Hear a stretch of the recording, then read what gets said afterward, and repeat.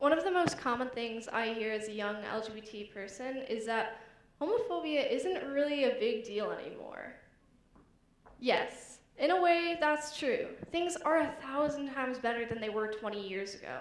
Gay people now have the right to marry, and schools are becoming safer and safer. But the fight is far from over, especially for young people. A quick Google search finds that LGBT youth are 8 times as likely to attempt suicide. 8 times. That is a terrifying and honestly unacceptable statistic to me. We, and by we I mean all of us, have to work harder to address the problems that are causing this. So let's talk about the ways in which homophobia and transphobia are perpetuated. I'm going to start with media, but first, an exercise. Alright, raise your hand if in 5 seconds, and I'm going to count down. You can think of, just in your head, 3 straight television characters. Alright, ready? 5, 4, 3, 2, 1. Alright, keep them up, if you did it. Nice, so a lot of you, congrats, you won. Okay, next, I'm going to change that up a bit. Raise your hand if in 5 seconds you can name 3 gay characters from television. 5, 4, 3, 2, 1. Okay, so still a good amount of you. Nice. Alright, raise your hand, and this one's a doozy, if you can name 3 transgender characters from television. 5, 4, 3, 2, 1. Alright, so like 2, 3. Okay, a lot of people from TEDx, nice. Okay, so there's a ridiculously small amount of representation out there for LGBT people, transgender people especially. I can't even name 3 transgender people out there, on television. So, why is this a problem?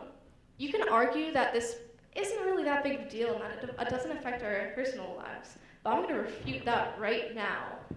Growing up, kids learn from television what society is like. More importantly, they learn to identify with characters they see on TV. If LGBT kids don't see anyone they can identify with on TV, then they're not going to know who they are. They need to know that what they're thinking, what they're feeling is okay.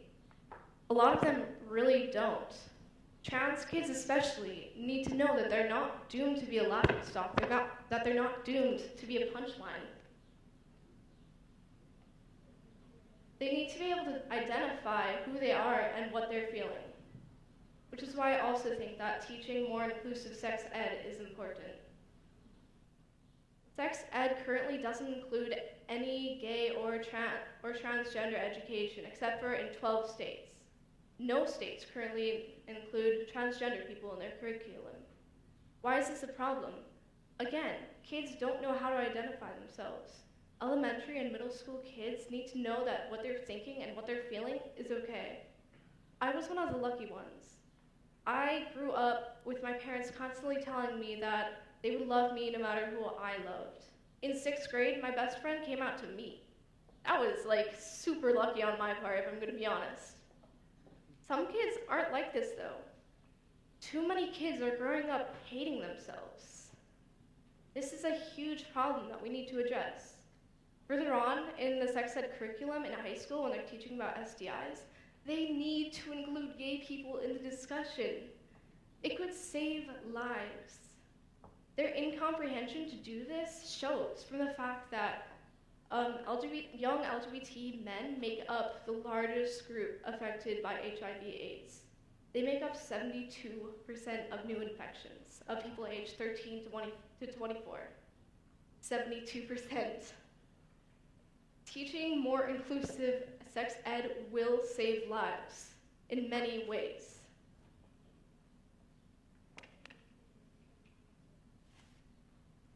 I've seen homophobia in many ways, and usually it's no big deal. Usually I can understand that the person is just, doesn't really know what they're saying, but day after day it adds up, and honestly it gets kind of tiring if I'm gonna be honest here. So today I'm going to teach you guys how to call out homophobia and transphobia in your own lives, and how to maybe focus on what you're doing to help stop the problem.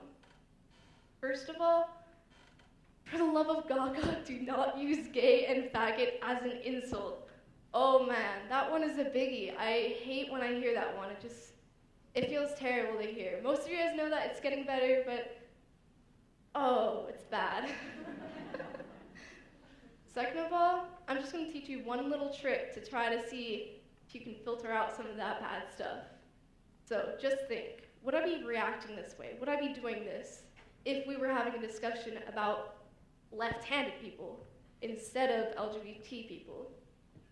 For example, in class, I was joking with my gay friend, we should start a gay cult. We should take over the world. It was just a joke. It was a harmless, joke, really. But I saw the weird looks from the straight people around me, and I was like, okay. So just think, would they have acted the same way if I was just joking around with a left-handed friend? We should start a left-handed cult. Left-handed people should take over the world.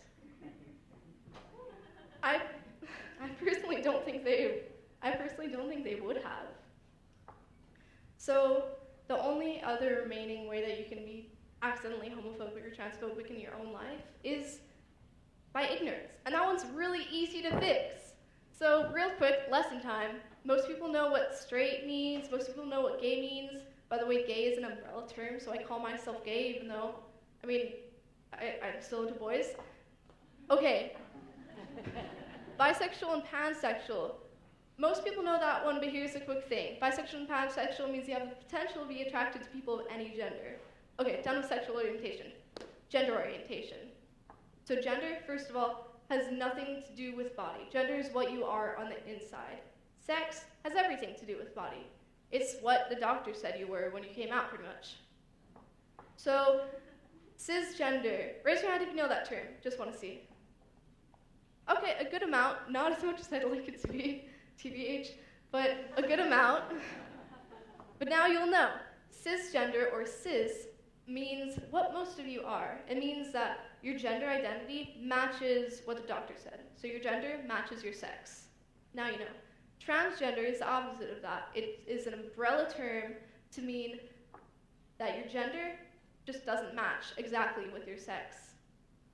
Trans woman is like Laverne Cox out there, like that killer girl. Trans woman means someone who is born male but is actually female. That would be Laverne Cox. Trans man is the opposite of that. And then, news break, people, there are in fact more than 2 genders. Yeah, they're called non-binary, and I'm not going to go into that. I'm just going to end this up. So just to finish, first of all that you have to do is just understand that homophobia and transphobia is still a huge problem today. Second of all you have to do to help is just listen to us. Listen to our stories. Listen to us when we say that we're uncomfortable. Listen to us when we're calling you out on something, most importantly. Just listen. That's all it takes. Thank you.